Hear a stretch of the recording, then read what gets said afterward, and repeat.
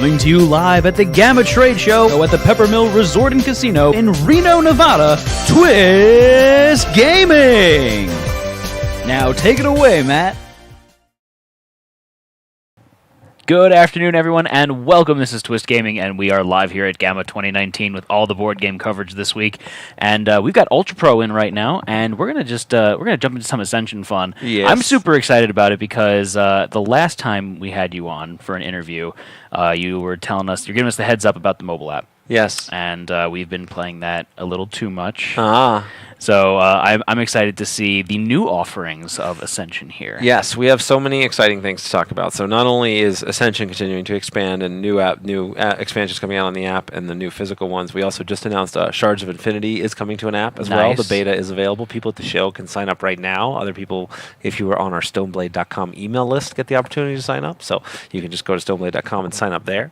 But right now, I want to talk about pirates. Yar! Yar! So this is we are closing in on the 10th anniversary of Ascension. All right. So for those that don't know, Ascension was one of the first deck building games to come on the market. You have start with the same basic deck of cards. You acquire more cards to make yourself more powerful. You kill monsters using those cards. That gives you honor, which are these pretty beads here. These are worth 1 point. These are worth 5. And those whoever can accumulate the most honor at the end of the game wins. Okay, that's the basic version of it. And sounds good to me. Every year we release new expansions and switch things up. And this year is the most dramatic, most ambitious Ascension set I have ever made to date. All right, because I know that not only are you adding in new cards, new abilities, you're also tweaking some of the mechanisms, adding in some new things to it with some of the expansions. Correct. So what is unique about this one? All right, so I mentioned the game is called Skulls and Sails. It is pirate themed, and it wouldn't be pirate themed without you getting your own pirate ship, which are these ships right here. You can see there's a variety of different ones.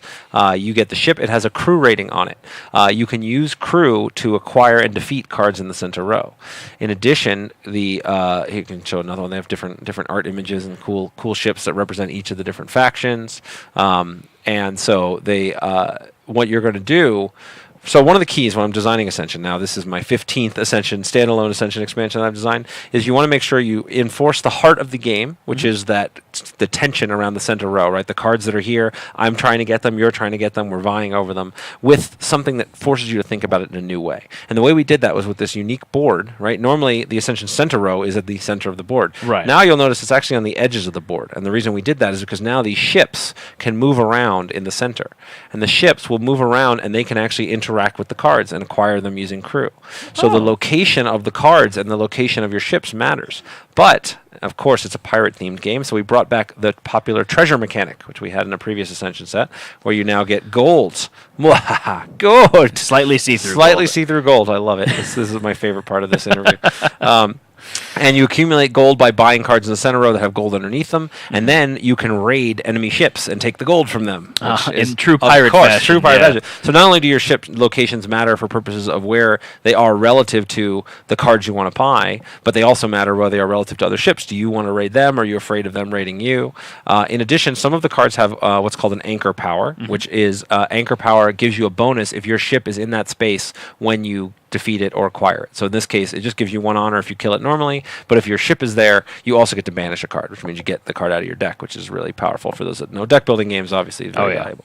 So I really tried to play into all of the fun pirate tropes, in addition to, obviously, treasure and raiding and moving your ship around. We also have a new 7th center spot on the board, which is where we place the Kraken. The Kraken! And the Kraken is a badass, terrifying thing. If you move to the Kraken space, it steals treasure from you and stores it underneath itself.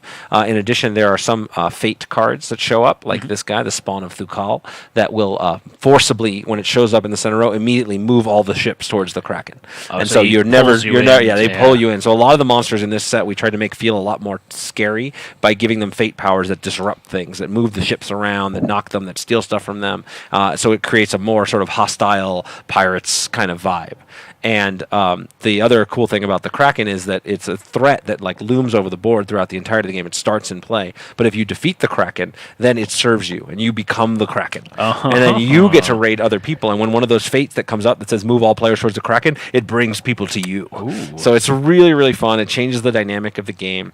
There's a new starting card that comes in that replaces one of your basic apprentices called the Buccaneer, which not only gives you runes, which are the money resource you use to buy cards, but also gives you a crew. So that will allow you to tick up your crew rating from up 1, and then if you want to use your crew to buy something or defeat something, you spend it, and it ticks down, and you use it to do. So you're sacrificing some of your crew members to take down these beasts. Exactly. You've got it. So it creates, I think, a really cool integration of the story and making the world come to life, and the with the board and the characters and the gold and stealing, but really still brings everything home to the center row and where you place within it and how it interacts, and being able to use the location of the ships as the fundamental shift in the mechanics was really, really fun. Right. And I think people are really going to love it. It's we've been lucky enough to be able to make this game for as long as we have, and being able to come up with something that's just so radically different but still true to the Ascension universe has been a lot of fun, and you guys will get a chance to play it next month in April. That's so cool. So talk to me a little bit about how this game is pretty different than the other Ascensions. Yes. And I see one of our viewers even commented as well, saying that this is pretty different. Yes. So talk to me about the design process, getting out of the comfort zone, maybe extending a little bit beyond the normal mechanism shifts that you see from Ascension version to Ascension version. Yeah, so it's something we try.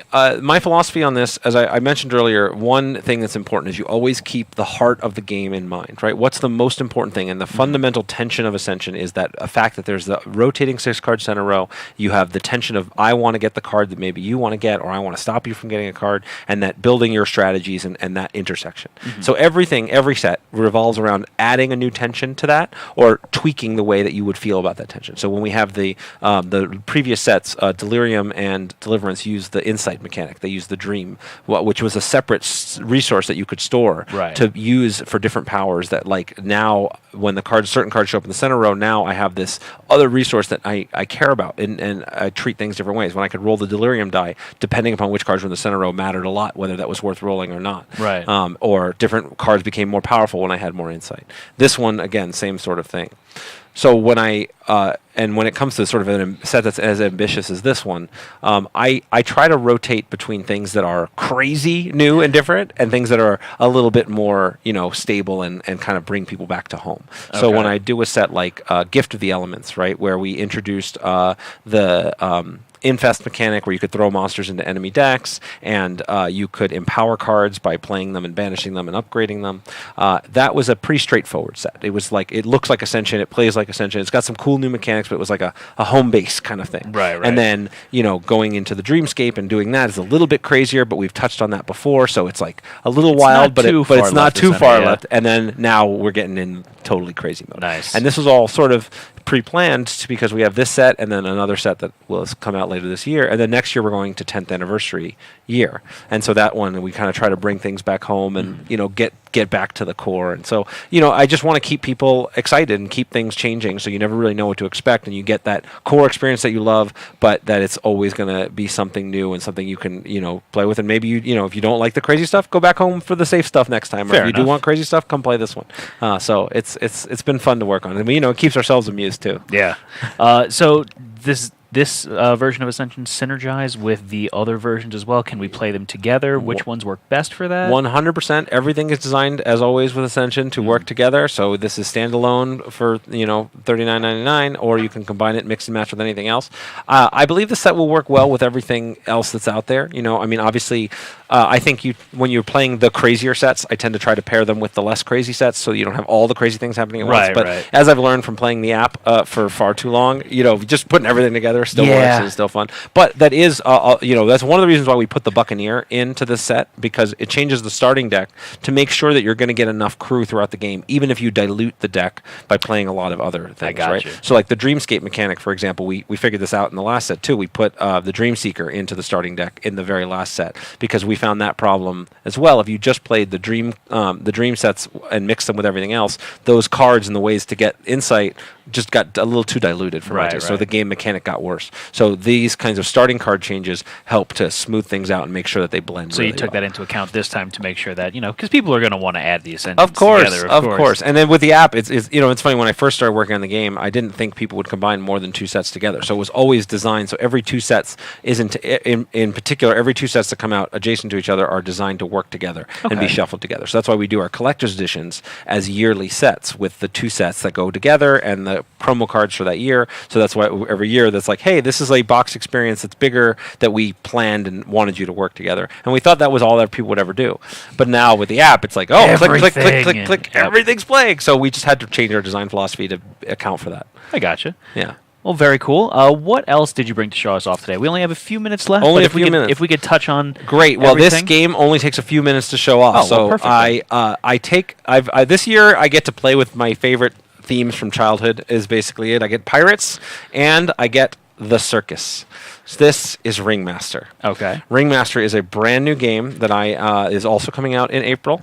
It is a very light, very fast-paced game, but still has the kind of depth of strategy and replayability that I can't help but add into a game. But Easy to learn, fun, hard to master. Yes, Yeah. classic. No, but I will actually be able to teach you this game in 30 seconds. So it's perfect. very, very easy. You start with a hand of 3 cards. Each turn you draw a card, and you may play a card. You must draw, you may play. And then the cards tell you how to win. So, for example, attractions here. This is perfect color for Yeah, your perfect for your color. green screen. They tell you, Actually, that's not hey, bad. that one came out. Well, look at that. I'm So surprised. this one is a 3-ring circus. If you have 3 3-ring circuses, you can win the game. Okay. You play those in front of you. Stars are also played in front of you. They give you a special power that lets you do extra new things. So the Lion Tamer lets you play extra cards every turn. Events are cards you play. They do their effect and go to the discard pile. This one lets you stop cards on the opponent's turn. Very nasty stuff. And then the craziest cards are the sideshows. Sideshows can be played in front of everyone. This is my favorite. This is a Terrifying. nightmare. Oh, Yeah. you should see the earlier version of this art. It literally was, it gave me nightmares. Like, it was, like, we wanted a knife juggling clown. We wanted to play with the fact that clowns are creepy, and we wanted that to exist. But the first version of this was terrifying. There were these other, like, shadowy figures of clowns in the background that were, like, coming for you. So we toned it down. I want to sleep tonight. Okay, please. yeah, no. So this is as scary as it gets, but I couldn't help myself. It's too amusing. So that you can play in front of anybody, and as you'll see from this one, it lets you play any number of cards, but at the end of your turn, you lose all your cards in your hand. Okay. So it's like sometimes you want to play it on yourself to try to win the game right away. Sometimes you want to play it on somebody else to wipe out their hand. Right, so there's right. a lot of with only 34 cards, you can get a lot of variety of play out of very few cards. So philosophically, this is like a combination for me of like Flux, where the game rules are very simple, Right. and like if you ever played Magic DC 10, where like you have no casting costs on any of the cards. Oh, okay. And so it's like all the classic cards like Wrath of God, Ancestral Recall, Time Twister, like they're all in here and free. And so it creates this fun, fast, like dynamic thing that can play in 10 minutes or less. But we get addicted and play over and over. Over again. and over. And so this game is only $9.99. There's these cool tarot-sized cards. It comes with a cloth carry bag, so you can like fit it in your pocket, Really carry nice it with artwork, you. too. Beautiful artwork. We Yeah. actually have a new creative director that just started last year at our company. He came up with this whole theme and this whole art style. Rod Mendez did all the art, and so it has this awesome unifying old school circusy feel that I love. I mean, honestly, this game, the mechanics for it is something I have worked on for no jokes like 10 years. Like it's simple in its final form, but finding the right combination, the right home, Right. it just took forever and just kind of sat there. And then finally he came on and came up with the theme concept, and everything came together. And I'm so excited to have this out now. Awesome. Fantastic. Yeah. Anything else you want to talk about today? There's one thing I'm going to plug for those of you that love game design and are interested to learn more about it. Not only do I have a book that came out a couple months ago called Think Like a Game Designer, which you can buy on Amazon or wherever, but I have a free podcast that I just launched last month where I talk with top game designers throughout the industry, Mike Selinker, Mark Rosewater. I have upcoming interviews with James Ernest and Richard Garfield and other awesome people, and we just talk about the craft of design, how you can become a game designer and learn the skills and learn from the decades and decades of experience that everybody has. It's been really fun. You can find it on iTunes or on anywhere, Stitcher, Google Podcasts, wherever you'd like. So if you like that sort of thing and want to hear me talk for a couple hours, go ahead and download. I'll definitely be checking it out. Awesome. All right. Thank you so much for joining us Thanks, today. man. My pleasure. And thank all of you for watching at home. Make sure you stay tuned for more coverage throughout the day here at GAMA 2019. Signing off for now, though, I'm Matt. Have a good one, everyone.